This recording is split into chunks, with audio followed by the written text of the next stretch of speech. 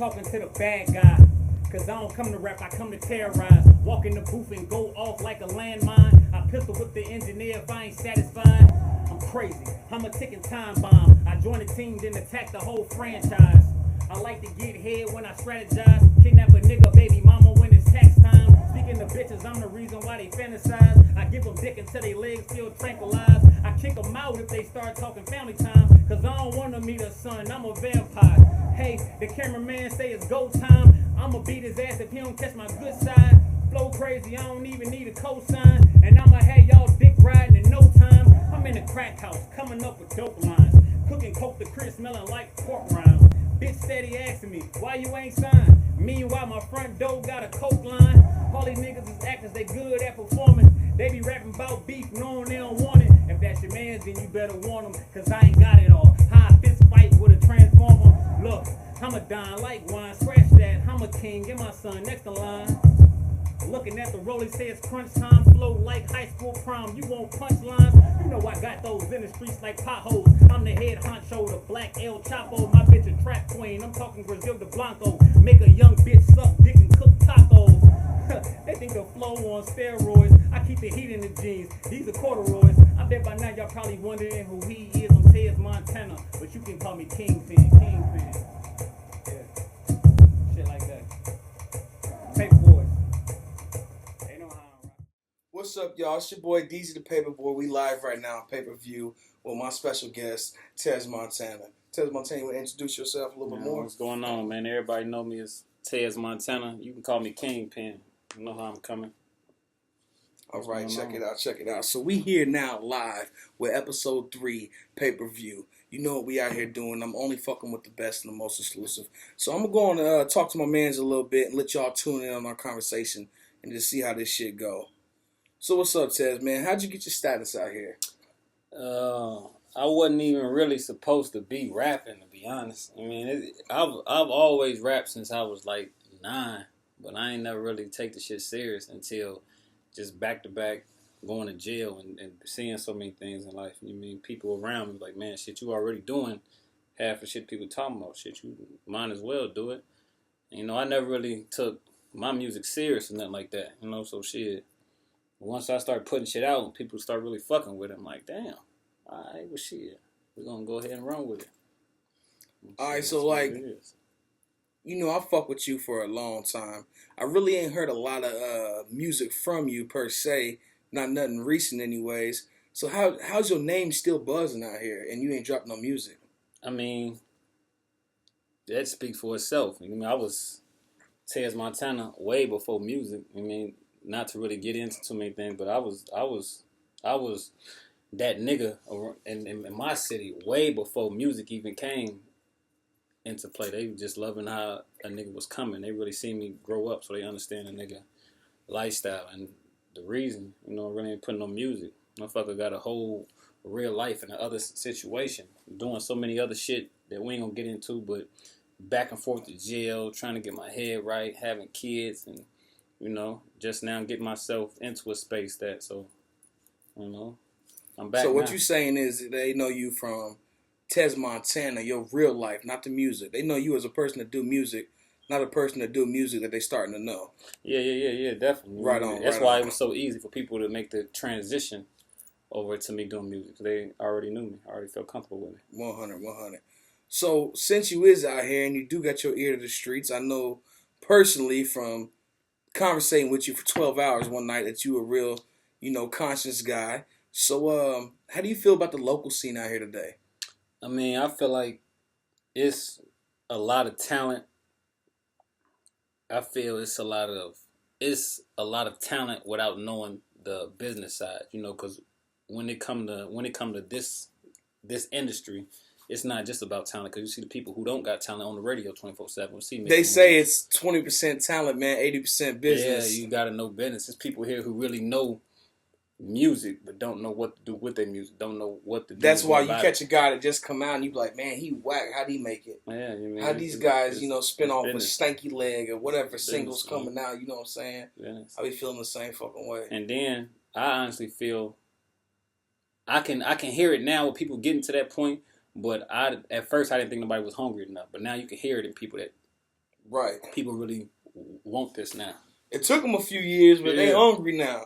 And now what you steady seeing is steady blowing up next door to us, to Chicago, to St. Louis. You really see them taking off, and we the capital. I mean, so do you feel like that's something that just happened to them over time, or there's something sparking them? Did they see something? Did somebody lead the way? Like, what really is going on out here to make these people start to move their feet? I think by everybody out here focusing on each other so much, and that was kind of the reason why people were still stuck in their position, because we was treating ourselves like crabs up in a bucket. But now it's backfired to where we pay attention to people so much that the people who going harder, it's making the people who sit and watch us want to go harder. I mean, if somebody hanging out with you up in the studio, seeing you grind, then they ride home a month later and hear you on the radio like they play you all the time, that don't do nothing to you but make you want to go crazy, because it make you feel like, oh, this shit really is, you could really get there. You mean, so, you know. That's legit, man. That's super legit. That's an answer I've yet to hear, and I talked to a lot of people on the one-on-one, and that's an answer I've yet to hear. I feel like that. I can't speak for anybody else, man. So let me take you back just a little bit right now. I know a lot of your local viewers out here that's really paying attention to you. They want to know, man, what's up with you and the ABG nowadays? I mean, I got it tatted on my face, so we gonna always be brothers for life. But I moved on to a whole nother chapter. You mean, couple situations happened to where I wasn't necessarily feeling how they was carrying theyself when I got in the situation. I mean, there's no need to really get into it. We're going to be brothers for life, but I'm just focused on me, my son, and my family. I mean, that's all that matters. It'll never be beef or anything like that, but at the same time, it'll never... No love lost. You got your own life right now, and if they feel the same way, no, it's all love, respect. It's all love.